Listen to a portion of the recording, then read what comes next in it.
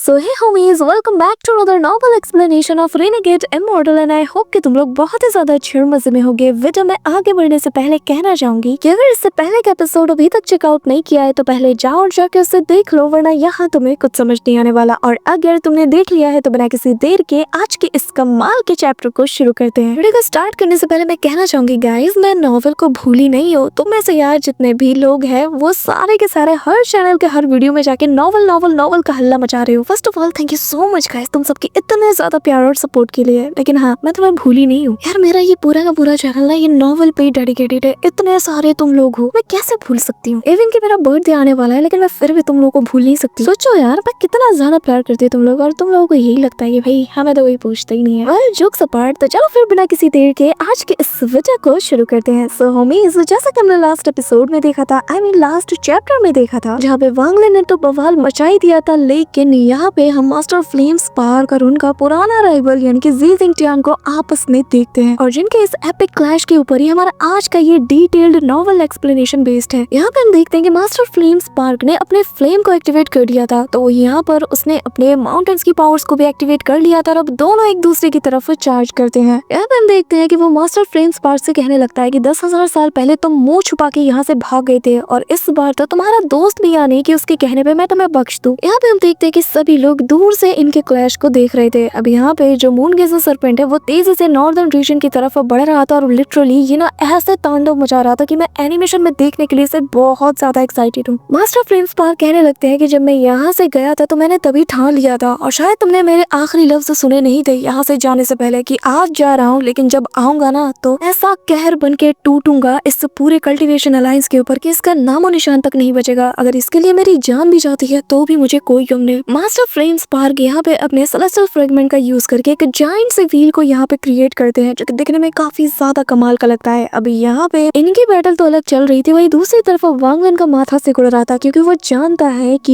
ये जो moon गेजर serpent है जो कि इनसे नेक्स्ट दूरी पे ही मौजूद था, इसके अंदर 8 स्टार बॉडी वाला एंशिएंट गॉड मौजूद है। अब यहाँ पे वांगलन के मन में ये भी सवाल आता है कि क्या यहाँ मौजूद किसी को भी इस बारे में पता है, लेकिन नहीं, अगर पता होता तो ये लोग कब का मेरे पीछे हाथ धो के पड़ जाते। वहीं दूसरी तरफ जी जिंगटियान अपनी आइस पावर का यूज करके मास्टर फ्लेम स्पार्क को चारों तरफ से जकड़ लेते हैं। अब यहाँ पे हम देखते हैं कि सभी लोग जब इस नजारे को देख रहे थे तभी यहाँ पर वो उस आइस के अंदर इतना टेरिफाइंग डिस्ट्रक्टिव ऑरा को क्रिएट करता है कि जिसके चलते मास्टर फ्लेम स्पार्क का भी माथा सिकुड़ता है, क्योंकि ये उन्हीं की तरफ बढ़ रही थी। लेकिन तभी इनके फेस पर एक डेविलिश सी स्माइल देखने को मिलती है और यहाँ ये अपनी ऑरा को रिलीज करते हैं, यानी कि इनके ट्रू कल्टीवेशन की ऑरा को। और हम देखते हैं कि जो पहले निर्वाणा शैटरर के लेट स्टेज पे थे ना, उनका कल्टीवेशन लेवल बढ़ता रहता है बढ़ता रहता है बढ़ता रहता है। और यहाँ पे जैसे जैसे ये बढ़ता है तो जी जिंगटियान उल्टे पैर यहाँ से ऐसे दौड़ लगाता है कि जैसे आज उसने अपने सामने यमराज को देख लिया हो। वो जाते हुए पलटता है और कहने लगता है कि यकीन नहीं होता कि तुमने ब्रेक थ्रू कर लिया। वहीं दूसरी तरफ मून गेजर सर्पेंट भी अब तेजी से इसी और बढ़ रहा था। अलायंस स्टार सिस्टम के जितने लोग थे उन्हें तो अपनी आंखों पे यकीन नहीं हो रहा था कि यार ये कौन सा बीस्ट है जो कि एक प्लेनेट के शेप का है। यहाँ पे हम ब्लैक फिन को भी देखते हैं और जैसे ही एक टेंटिकल इसे हिट होता है ये भी बिल्कुल ऐसे स्तब्ध हो जाता है कि जैसे इसे सांप सूंघ गया हो। वहीं दूसरी तरफ मास्टर फ्लेम स्पार्क यहाँ पे अपने फ्लेम का यूज करते हुए और जितने भी सेलेस्टियल थंडर फ्रेगमेंट थे उन सभी का यूज करते हुए और एंड में अपना ब्लड एसेंस का भी यूज करते हैं, जिसके चलते यहाँ पे एक बहुत बड़ा सा फायर ड्रैगन देखने को मिलता है। जी जिंगटियान समझ चुका था कि भाई यहाँ पे रहे तो मारे जाएंगे, तो करे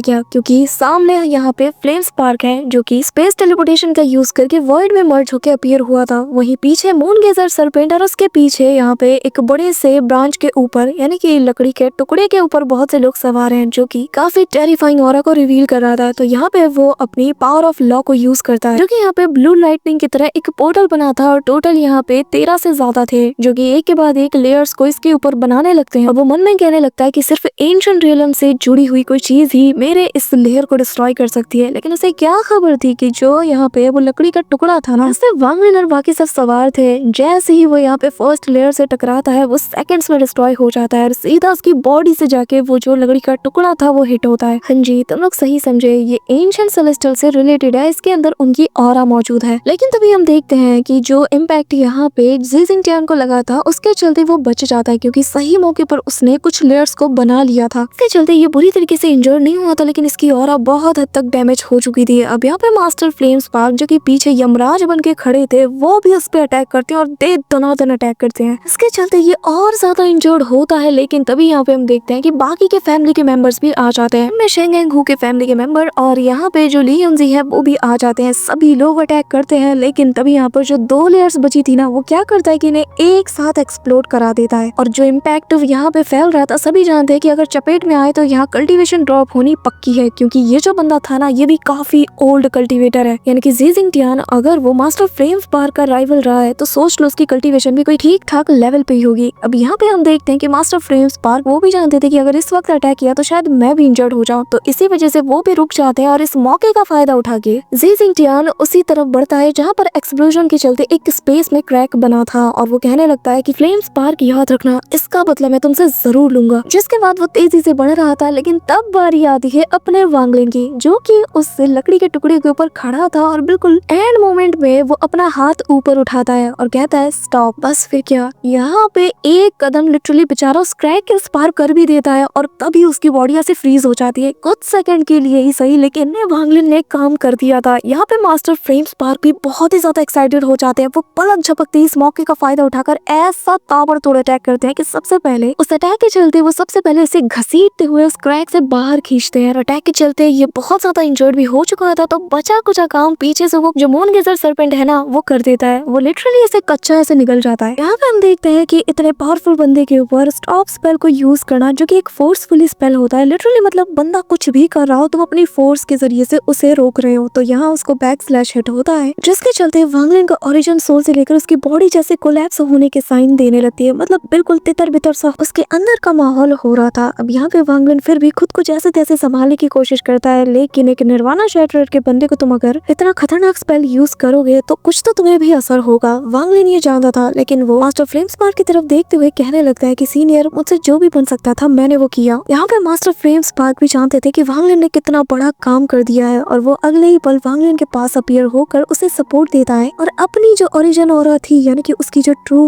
बॉडी की जो ओरिजिन ऑरा थी, वो वांगलिन के अंदर उसे ऐसे सेकंड में डालना शुरू कर देता है, क्योंकि वो भी जानता था कि बैक स्लैश कितने तगड़े वाले इसे लगे होंगे। इस दौरान वांगलिन सेकंड्स में हील हो जाता है। उसका कल्टीवेशन लेवल भी ओरिजिन ऑरा के चलते काफी ज्यादा बूस्ट हो जाता है, और पलक झपकते ही वांगलिन निर्वाणा स्क्रैर के अर्ली स्टेज के पीक को टच कर चुका था। यहाँ पे हम देखते हैं कि वांगलिन मनी मन काफी ज्यादा खुश था, क्योंकि जो दांव उसने खेला था उसमें इसकी जान भी जा सकती थी, लेकिन वांगलिन को इसका रिवॉर्ड भी कई गुना ज्यादा मिला है। अब यहाँ पे मास्टर फ्लेम स्पार्क हंसते हुए कहने लगते हैं कि तुमने बहुत अच्छा काम किया है, और अब इस चीज को ना अलायंस स्टार सिस्टम का हर एक बंदा याद रखेगा। यहाँ पे हमें बताया जाता है कि कल्टीवेशन अलायंस में ये जो जी जिंगटियान है, इसका रैंक 9वां है। मतलब समझ सकते हो कि वांगलिन के चलते कितना तगड़ा वाला बंदा यहाँ पे नॉकआउट हो चुका है। सभी की निगाहों में यहाँ पे वांगलिन के लिए रिस्पेक्ट बढ़ जाती है, और सभी लोग समझ चुके हैं कि क्यों celestial Lord king Shuey Wanglin को इतना ज्यादा इंपॉर्टेंस देता है। और मास्टर फ्लेम स्पार्क, इनका तो पूछो ही मत, ये इतने ज्यादा गदगद हो चुके थे कि भाई वांगलिन इस वक्त ना लिटरली जो मांगे वो दे देगा, क्योंकि वांगलिन की मदद से उस बंदे को इन्होंने निपटाया है जो कि 10,000 साल पहले इनके पीछे पड़ा हुआ था। जब वो यहाँ से एस्केप कर रहे थे तो यही वो बंदा था जो कि मास्टर फ्लेम स्पार्क के पीछे हाथ धो के पड़ा हुआ था। मास्टर फ्लेम स्पार्क उसे कहने लगते हैं कि ज़ूमू, तुम चिंता मत करो, मैं इस चीज को कभी नहीं भूलने वाला। तुम्हारा जो थंडर बीस्ट है वो तो मैं लौटाऊंगा ही, लेकिन मैं तुम्हें एक ऐसा नया ट्रेजर दूंगा ना कि जिसके चलते तुम ऑलमोस्ट किसी के सामने नहीं आ सकते। यहाँ पर एक पोर्टल ओपन होता है, एक लेडी और एक ओल्ड मैन जो कि यहाँ पे अपीयर होता है, जिसका नाम वुडो चैन है। वो मास्टर फ्लेम स्पार्क को देखते साथ ही उसे रिस्पेक्ट देता है, और जो लेडी थी ये भला की खूबसूरत थी। इसने ब्लू और पर्पल के बीच का कोई कपड़ा पहना हुआ था और दिखने में सच में बहुत ही ज्यादा एलिगेंट थी। अब यहाँ पे सभी लोग इसे देखकर समझ चाहते हैं कि जो कल्टीवेशन अलायंस है ये लोग उनकी तरफ से आए हैं। अब यहाँ पे जो वुडो चैन है वो मास्टर फ्लेम स्पार्क को बैटल के लिए चैलेंज करता है। वहीं दूसरी तरफ वो जो लेडी थी जो कि वांगलिन को घूरने लगती है अचानक से, वांगलिन भी हैरान था कि आखिर ये मुझे इस तरीके से क्यों देख रही है। पर फिलहाल के लिए वो जो लेडी थी वो यहाँ पे मून गेजर सर्पेंट की तरफ देखती है और अपने आसपास के जो ब्लैक टावर्स थे उनमें एक मैसेज भेजती है, जिसके जरिए से ये लोग उस मून गेजर सर्पेंट को ट्रैप करने की तैयारी शुरू कर देते हैं। अब यहाँ पे मून गेजर सर्पेंट के पास ये सारे टावर आकर खुद को एक्सप्लोड कर देते हैं, जिसके चलते यहाँ पे इसके आसपास एक फॉगी सा क्लाउड बन जाता है, जो कि उस लड़की के एक सिंगल वर्ड से पूरी तरीके से चेंज हो जाता है। वो लड़की यहाँ पे इसे सील का ऑर्डर देती है, तो आसपास का जितना भी फॉगी एरिया था इसमें डिमोनिक ग्लो नजर आता है, और ये मून गेजर सर्पेंट को कवर कर चुके थे। वहीं दूसरी तरफ हम देखते हैं कि इसकी आवाज कल्टीवेशन अलायंस के जो टॉप 10 फॉर्मेशन है उनमें से एक फॉर्मेशन को ये लोग ट्रिगर कर देते हैं। यानी कि जैसे ये लोग उसे एक्टिवेट करते हैं, इस लड़की की सिंगल वर्ड से जब वो सील कहती है तो आसपास के 100 से ज्यादा जो प्लैनेट्स थे जो कि बहुत दूर दूर तक फैले हुए थे, इनसे रेड कलर की एनर्जी निकलती है। है और यहाँ पे एक ब्लडी फॉर्मेशन एक्टिवेट हो चुका था, जिसके चलते जो फॉगी क्लाउड था ये हार्ड होने लगता है और यहाँ पे एक मेटल सा फ्रेम बन जाता है जो कि जैसे पूरी तरीके से इस मूनगेजर सर्पेंट को जकड़ चुका था, जो देखकर ऑल 11 स्टार सिस्टम के जो कल्टीवेटर्स थे इन सभी के चेहरे का रंग उड़ने लगता है। तो वो जितने भी सेलेस्टियल्स थे यानी कि 72 सेलेस्टियल्स थे उन सभी को कहने लगता है कि अभी के भी यहाँ आओ और उन सभी से अटैक करवाता है। वहीं दूसरी तरफ वांग लिन जो कि शेंगेंग हु की कमांड में आता है, सभी लोग भी यहाँ पे बैटल के लिए प्रिपेयर हो जाते हैं और तभी यहाँ पे मास्टर फ्लेम स्पार के जो 17 लोफू बचे हुए थे उनमें से 2 एक्सप्लोड हो जाते हैं और जिसके अंदर से ब्लडी फिगर बाहर आता है जो कि काफी ज्यादा जाइंट था। अब गाइस मैं तुम्हें बता रही हूँ ये नॉर्मल एक्सप्लेनेशन है तो क्लिप की उम्मीद करना ही मत। हम जो ऑनगोइंग एपिसोड्स हैं उससे कम से कम 30-40 एपिसोड आगे चल रहे हैं। फिर अलायंस स्टार सिस्टम और ऑल 11 स्टार सिस्टम का नॉवल में हम चैप्टर को कवर कर रहे हैं और जबकि ओरिजिनल एपिसोड जो कि संडे में आता है उसमें अभी डीमन स्पिरिट लैंड का आर्क चल रहा है। तो बिल्कुल उम्मीद मत करना कि क्लिप्स कहाँ है, क्योंकि हम यहाँ घर में नहीं बनाते ना, हर चीज हम एनिमेट तो करते नहीं, तो प्लीज थोड़ा एडजस्ट कर लेना। मैं बोल रही हूँ तुम थोड़ा कम अपनी इमेजिनेशन पे छोड़ दो। अगर तुम लोग थोड़ा एडजस्ट कर लो तो भाई मैं इससे ज्यादा मेहनत कर सकती हूँ, वीडियो और लंबी हो सकती है, लेकिन अगर क्लिप को हर चीज को मैच करना पड़े तो टाइम लगता है। फिर so move to the story. यहाँ पे हम देखते हैं कि ये जो फिगर बनते हैं और बाकी सभी लोग तेजी से चार्ज करते हैं मूनगेजर सर्पेंट को छुड़ाने में। इस दौरान हम देखते हैं कि जायंट डीमन क्लैन के लोगों को आगे कर दिया जाता है। अब यहाँ पे मैं बता दूं कि चीहू फिलहाल जायंट डीमन क्लैन के बंदों में शामिल नहीं है। इस दौरान हम ली यूनजी को देखते हैं जिससे कि जो मास्टर फ्रेम स्पार्क है उसने जो बाकी के लोफूस थे उनका कंट्रोल दिया था, क्योंकि बेसिकली ये इन्हीं के क्लैंस का कोई सिमिलर अटैक जिससे कि मास्टर फ्रेम स्पार्क के अलावा ये भी कंट्रोल कर सकता है। तो अब वो यहाँ पर सभी से कहने लगता है कि चाहे जो हो जाए मूनगेजर सर्पेंट को हमें निकालना ही होगा। इस दौरान जायंट डीमन क्लैन का एक बंदा जो है वो तेजी से ली यूनजी की तरफ बढ़ता है, जो देखकर वांग लिन और यहाँ पे ऑल 11 की एक और लेडी थी ये दोनों से काउंटर के लिए आते हैं, लेकिन जो लड़की वांग लिन को घूर रही थी ना वो वांग लिन को आता हुआ देखकर स्माइल करती है और इसके फेस पे एक डेविलिश सी स्माइल थी। इस दौरान यहाँ पे ये जो जायंट डीमन क्लैन का बंदा था जो कि काफी तगड़ा लग रहा था वो यहाँ पे तेजी से वांग लिन की तरफ एक फिस्ट अटैक लैंड करता है, लेकिन वांग लिन जो कि ऑलरेडी उसकी तरफ अपना अटैक लॉन्च कर चुका था यहाँ पे उसका फिस्ट भी सीधा उससे जाके भिड़ जाता है और यहाँ दोनों के अटैक का इम्पैक्ट काफी ज्यादा होता है। लेकिन अगले ही पल इस बंदे का हाथ जो है वो कोलैप्स कर जाता है, क्योंकि वांग लिन इस वक्त अपनी ट्रू बॉडी के साथ था। तो यहाँ पे उसका इम्पैक्ट के चलते जो जायंट डीमन क्लैन का ये जो बंदा था ना इसकी बॉडी जैसे धीरे धीरे करके शैटर्ड करने लगती है। उसे समझ नहीं आ रहा था कि आखिर मेरे हाथ को क्या हुआ। तो ये बंदा मरने की कगार पे पहुंच चुका था, तो ये खुद को सेल्फ एक्सप्लोड कर देता है, जो देख कर वांग लिन यहाँ पे कॉल द विंड का यूज करते हुए इम्पैक्ट को उन ड्रैगन के जरिए से एब्सॉर्ब कर लेता है। लेकिन सभी को पता है कि वांग लिन एक नॉर्मल पर्सन है, किसी को नहीं पता कि इसके पास एंशिएंट गॉड की बॉडी है। तो वो इंजर्ड होने का नाटक करता है, अपने मुंह से खून भी निकालता है ताकि सभी को लगे कि हाँ भाई ठीक ठाक डैमेज मुझे मिला है किसी के एक्सप्लोड करने से। यहाँ पे हम देखते हैं कि अगली पल एक जो ओल्ड मैन था वो यहाँ पे बहुत ही मिस्टीरियस टाइप की टेक्निक का यूज करता है और यहाँ इस काम में वो अपने प्लेनेट का भी यूज करता है, जिसके चलते इतना डिस्ट्रक्टिव ऑरा यहाँ चारों तरफ फैलता है कि उसकी चपेट में आने वाला जो भी कल्टीवेटर है वो ऑन द स्पॉट बहुत बुरी तरीके से इंजर्ड हो जाता है। अब यहाँ पे सभी लोग इस ऑरा को फील करते साथ ही गायब हो रहे थे कि तभी यहाँ जो ली यूनजी था जो कि यहाँ पे उन लोफूस का यूज कर रहा था वो वांग लिन को आगाह करते हुए खुद भी यहाँ अपनी बॉडी के साथ कहीं और टेलीपोर्ट कर जाता है। अब यहाँ पे वांग लिन टेलीपोर्ट करता तो है, लेकिन जहाँ पे वो लैंड करता है वहाँ पे उसकी मुलाकात ज़ू टिंग से होती है और जानते हो तुम ज़ू टिंग और वांग लिन के बीच में क्या ही चक्कर है। यहाँ पे ज़ू टिंग तो वांग लिन को हराना चाहता था, तो इनके बीच में एक बेट लगती है कि चलो देखते हैं कि कौन इतना ज्यादा स्लॉटर कर सकता है। लेकिन वांग लिन यहाँ पे कहता है कि ऐसे मारने से अच्छा है कि एक टारगेट सेट करते हैं। तो वांग लिन यहाँ पे वो जो ब्लू ड्रेस पहनी हुई लड़की थी जो कि वांग लिन को शुरू से लेकर अब तक घूरती हुई आ रही है, वांग लिन उसे टारगेट सेट करता है, जो देखकर ज़ू टिंग भी एग्री करता है और अब ये लोग उस लेडी को टारगेट करते हैं। दोनों ही तेजी से उस लेडी को टारगेट करते हैं। यहाँ पे वांग लिन फुल स्पीड के साथ जाता है और यहाँ एक जोरदार फिस्ट अटैक उस लेडी की तरफ लैंड करता है। ये लेडी जो कि ज़ू टिंग को भाव तक नहीं दी थी, वो वांग लिन को देखते साथ ही अपने साथ मौजूद जो दूसरा डीमन क्लैन का एक बंदा था उसे ऑर्डर देती है। अब यहाँ पे मैं बता दूं कि ये जो डीमन क्लैन के बंदे हैं ना इनकी बॉडी 10,000 फीट से भी ज्यादा की ऊंचाई पे है, तो इनकी ताकत को तुम अंडर एस्टिमेट तो करना ही बिल्कुल मत। अब यहाँ पे वो जो लेडी थी जैसे ही उस जायंट डीमन क्लैन के बंदे को आगे बढ़ाती है वो सेम उसी ओल्ड मैन की तरह टेक्निक का यूज करता है जिसमें कि वो एक प्लेनेट को रोटेट कराता है। अब यहाँ पे जो डिस्ट्रक्टिव ऑरा निकलती है वो वांग लिन के फिस्ट को तो काउंटर करती है, फिर तेजी से वांग लिन की तरफ भी चार्ज करती है। ज़ू टिंग दूर से यहाँ पे देखकर हंसने लगता है, मन में कहता है कि ज़ूमो मैं जानता हूँ कि तुम बहुत चालाक हो, तुम मेरे जरिए से इस लेडी को मरवाना चाहते हो, जबकि कोई भी देख के बता सकता है कि ये लेडी बहुत ही इंपॉर्टेंट फिगर है और यहाँ पे सब कुछ कंट्रोल कर रही है और तुम्हें क्या लगता है कि मैं तुम्हारी जाल में फंस जाऊंगा। लेकिन तभी यहाँ पे वांग लिन उसी फर्नेस को निकालता है और अपनी जगह इससे स्वाइप कर लेता है और जैसे ही यहाँ पे ज़ू टिंग वांग लिन की जगह पे पहुंचता है तो ये पलट के वांग लिन की तरफ देखता है और वांग लिन के फेस पर ना एक डेविलिश सी स्माइल थी। यहाँ पे हम देखते हैं कि जो ज़ू टिंग होता है ये अपने अपना सब कुछ इस्तेमाल कर लेता है, अपने पास से बहुत ही स्पेशल टाइप के जेट्स को भी निकालता है, साथ ही अपने सेलेस्टियल ओरिजिन एनर्जी का भी यूज करता है। लिटरली वो सब कुछ यूज करके बस इस रेड लाइटनिंग को पावर को बहुत हद तक कम कर पाता है। लेकिन ये फिर भी इसका पीछा कर रही थी कि तभी यहाँ पे वांग लिन उस लड़की की तरफ बढ़ता है और जू टिंग से कहने लगता है कि चिंता मत करो, तुमने मेरी बहुत हेल्प की है, तो अगर इस लड़की को मार पाया तो इसका आधा क्रेडिट मैं तुम्हें भी जरूर दूंगा। अब यहाँ पे हम देखते हैं कि जू टिंग जो कि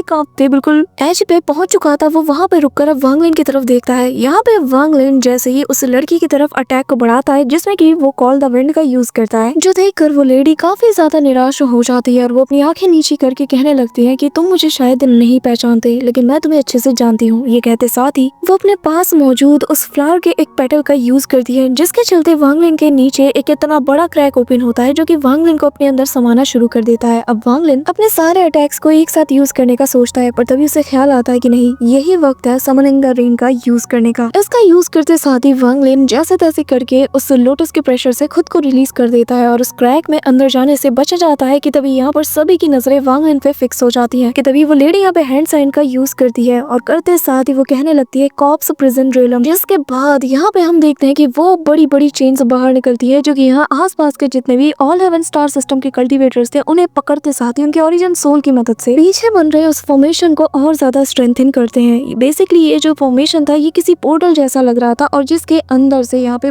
18 बड़ी बड़ी ऐसी कॉप्स बाहर आती हैं जो कि बहुत ज्यादा बड़ी थी, जिनमें से 2 सिल्वर और एक गोल्डन भी था। और कहा ऐसा जाता है कि कॉप सेक्ट की सबसे बड़ी अचीवमेंट्स में से यही एक है, जिन्हें बनाने में 10,000 साल से भी ज्यादा का वक्त लग चुका है। यहाँ पे हम देखते हैं कि इनसे बहुत बुरी स्मेल भी आ रही थी। एट द एंड थे तो ये डेड बॉडीज ही। अब यहाँ पे हम देखते हैं कि जो गोल्डन कलर वाला यहाँ पे बॉडी था ना, यानी कि वो जाइंट सा फिगर था, वो था निर्वाणा क्लेंजर से भी ऊपर के लेवल। अब यहाँ पर उसे 5 एलिमेंट वाला कुछ मिस्टीरियस सा 5 ऐसे तिलिस्मान इस बंदे के ऊपर नजर आते हैं जो कि दिखने में काफी ज्यादा मिस्टीरियस लग रहा था। अब यहाँ वांग लिन को इमीडिएटली रेड बटरफ्लाई का ख्याल आता है, फिर उसे हेवन डिफाइंग बीट का भी ख्याल आता है। वांग लिन एक पल के लिए रुक जाता है, पलट के उस बंदे की तरफ देखता है, यानी कि उस गोल्डन कलर के बड़े से कॉप्स के ऊपर, पर तभी वांग लिन तेजी से एस्केप करने लगता है। अब यहाँ उसे हेवन डिफाइंग बीट का ख्याल इसलिए आया क्योंकि उसमें भी 5 एलिमेंट्स की जरूरत पड़ती है जब उसे तुम्हें वापस से दोबारा एक्टिवेट करके ओपन करना हो। अगर तुमने अच्छे से नॉवल को फॉलो किया होगा तो तुम्हें पता होगा। यहाँ पे हम देखते हैं कि उस लड़की के इशारे पे वांग लिन के पीछे हाथ धो के एक पपेट पड़ जाता है और तभी वांग लिन सीधा जाता है मून गेजर सर्पेंट के पास, क्योंकि वांग लिन को वो एंशिएंट गॉड की इनहेरिटेंस चाहिए थी। और जैसे ही वो इसे टच करता है ना, यहाँ पर एंशिएंट गॉड की जो ऑरा है वो मून गेजर सर्पेंट फील कर पाता है और ये काफी ज्यादा एक्साइटेड हो जाता है, जिसके चलते जिन चेन्स से जिन एलिमेंट से ये बंधा हुआ था अचानक से ये कोलैप्स कर जाता है। जिसके बाद जो बंदा वांग लिन के पीछे पड़ा था उसकी तरफ ये जो मून गेजर सर्पेंट था ये एक बहुत ही terrifying ancient god finger attack कर देता है, जिसके चलते ऑन द स्पॉट ही जैसे ये फिंगर उसकी बॉडी से टकराता है तो वो पूरी तरीके से कोलैप्स कर जाता है। अब यहाँ पे हम ब्लैक फिन और बाकी सारे जितने भी वो 10 बॉडीज थे उन्हें देखते हैं जो कि अपनी जी जान लगाकर अपने पावरफुल स्पेल्स को करते हैं, लेकिन एंशिएंट गॉड फिंगर का ये जो अटैक था जो कि अब तक का सबसे पावरफुल अटैक था, वो किसी भी अटैक से बिल्कुल भी डोमिनेट नहीं होता, वो सभी को डिस्ट्रॉय करते हुए तेजी से इन्हीं की तरफ बढ़े चले जा रहा था। अब यहाँ पे सभी की निगाहें मून गेजर सर्पेंट पे फिक्स हो जाती हैं, सभी लोग उसे ही देखे जा रहे थे और अगले ही पल ये वापस से वही एंशिएंट दहाड़ मारता है, जिसके इम्पैक्ट से यहाँ पे सभी लोग खून की उल्टियां करना शुरू कर देते हैं। वांग लिन यहाँ पे नोटिस करता है कि यहाँ पर एक बहुत बड़ी सी बॉडी थी जो कि फीमेल पपेट की थी, वो यहाँ पे ठीक ठाक इंजर्ड थी लेकिन वो अभी भी काम करने लायक थी। इसे देखकर सभी कल्टीवेटर्स भी उसकी तरफ लपकते हैं क्योंकि सभी को ये चीज चाहिए थी। अब यहाँ पे हम देखते हैं कि वांग लिन से पहले काफी लोग उसे लपकने के लिए चाहते हैं, लेकिन जैसे वो उसके ऑरा के इम्पैक्ट में आते हैं ना, सब के सब ऑन द स्पॉट यहाँ पे इवेपोरेट हो जाते हैं और नथिंगनेस में बदल जाते हैं। अब यहाँ पे मैं बता दूं कि वो जो 2 सिल्वर बॉडी थी उनमें से ये एक बॉडी है जो कि सही सलामत कंडीशन में थी। अब वांग लिन यहाँ पे उसे अपना पपेट बनाने के बारे में सोच रहा था, जिसके चलते वो यहाँ पर अपने पावर्स को गैदर करते हुए सबसे पहले इसके बॉडी के आसपास जो ऑरा थी ना, जो कि किसी के कांटेक्ट में आते साथ ही उसकी पावर, उसकी एनर्जी, उसकी ब्लड सब कुछ अब्सॉर्ब कर लेती है, तो वांग लिन इसे हटाता है और फिर इस लेडी को अपने पास रख लेता है। यहाँ पे वांग लिन को काफी सारे रिस्ट्रिक्शंस को लगाना पड़ा था, तब जाके वो इसके कंट्रोल में आई थी। इसी दौरान यहाँ पे हम उसी ब्लू ड्रेस वाली लड़की को देखते हैं जो कि जुआन पैलेस के एक एल्डर को यहाँ पे इनवाइट करती है और उसके कहते साथ ही जिसके बाद यहाँ पे हम देखते हैं कि एक मिस्टीरियस सा फिगर अपीयर होता है जिसका नाम जुआन बाओ बताया जाता है और ये कल्टीवेशन अलायंस के बहुत ही खास मेंबर्स में गिने जाते हैं, यानी कि ये टॉप एल्डर्स में शुमार हैं। हम देखते हैं कि जैसे वो आते हैं सभी की नजर उन पे फिक्स हो जाती है। यहाँ अलायंस स्टार सिस्टम के जितने भी लोग जो कि कल्टीवेशन अलायंस से बिलोंग करते हैं सभी उसे रिस्पेक्ट देते हैं और जैसे ही उसकी नजर मून गेजर सर्पेंट पे जाती आती है तो वो कहने लगता है कि अच्छा तो मतलब ये सच में होते हैं। साथ वो यहाँ पे अपने सेलेस्टियल गार्ड को बाहर आने का ऑर्डर देता है। स्पेस में क्रैक होता है और 4 गोल्डन सेलेस्टियल पपेट्स बाहर आते हैं, जो देखकर वांग लिन पहचान जाता है कि इन्हें सेलेस्टियल एम्परर किंग लिन के मेथड के द्वारा ही रिफाइन किया गया होगा। यहाँ पे वांग लिन काफी ज्यादा हैरान था, लेकिन यहाँ उसके सरप्राइजेस कम नहीं होते कि तभी अगले ही पल ये बंदा अपना दूसरा हाथ लहराता है। स्पेस में क्रैक ओपन होता है और यहाँ पे 9 से ज्यादा बटरफ्लाईज बाहर आती है, जो कि ब्लैक कलर की थी। वांग लिन इनके देखते साथ ही पहचान जाता है कि ये बिल्कुल मेरे बटरफ्लाई जैसी हैं, बस इनका कलर जो है वो डिफरेंट है। यहाँ पे वांग लिन हैरान था कि आखिर ये है कौन, और तभी वांग लिन फिलहाल सोचता है कि यहाँ से निकलना ही बेहतर है। और यहाँ जितने भी लोग मारे जा चुके हैं तो वांग लिन उन सभी के ट्रेजर्स को हथियाने का सोचता है। वांग लिन यहाँ पे ट्रेजर की फार्मिंग कर रहा था कि तभी यहाँ पर उसकी नजर एक ट्रेजर पे जाती है जो कि वुड कार्विंग था। तभी यहाँ पे चेन लोंग आ जाता है, जो कि वांग लिन को पीछे से देखता है और कहने लगता है कि वो ट्रेजर छोड़ दो, ये हमारे सेक्ट से बिलोंग करता है। वांग लिन यहाँ पे उसकी स्वॉर्ड ऑरा को पहचान जाता है, क्योंकि ये लिंग दियान हु की स्वॉर्ड ऑरा थी। यहाँ पे मैं तुम्हें बता दूं कि चेन लोंग वही है जिससे कि डीमन स्पिरिट लैंड में वांग लिन की मुलाकात हुई थी ग्रीड से फाइट करते दौरान। वांग लिन यहाँ से निकल चुका था, लेकिन वो अभी भी उसी ब्लू ड्रेस वाली लड़की को देखे जा रहा था, जो कि बहुत ज्यादा काम थी। कि तभी यहाँ पे माहौल बहुत ही ज्यादा गहमा गहमी वाला था। ब्लड गॉड जिसके पीछे 9 बटरफ्लाई पड़े हुए थे, वहीं दूसरी तरफ मून गेजर सर्पेंट को यहाँ पे वो जो 4 गोल्ड पपेट्स थे उन लोगों ने अलग से ही परेशान करके रखा था। और यहाँ ऐसा लग रहा था कि ऑल 11 स्टार सिस्टम का जो खेल है, जुआन बाओ ने आते साथ इन सभी की फील्डिंग जो है सेट कर दी थी, और अब बस ये लोग क्लीन बोल्ड हुए जा रहे थे। कि तभी यहाँ पर जुआन बाओ हंसता है और अपना हाथ ऊपर उठाता है और स्पेस में क्रैक बनते साथ ही एक बहुत ही बड़ा सा गोल्डन एरो नजर आता है, और वो कहने लगता है कि अब तुम लोग देखोगे मेरे निर्वाला वाइट एरो की ताकत। यहाँ पे जो लोग इस चीज को देखते ना, उनकी आंखें फटी की फटी रह जाती है। सो होमीज, ये तो था आज का नोवेल एक्सप्लेनेशन, और आगे बहुत ही ज्यादा मजा आने वाला है। तो डिटेल एक्सप्लेनेशन के लिए वीडियो को अभी से लाइक और चैनल को सब्सक्राइब कर देना।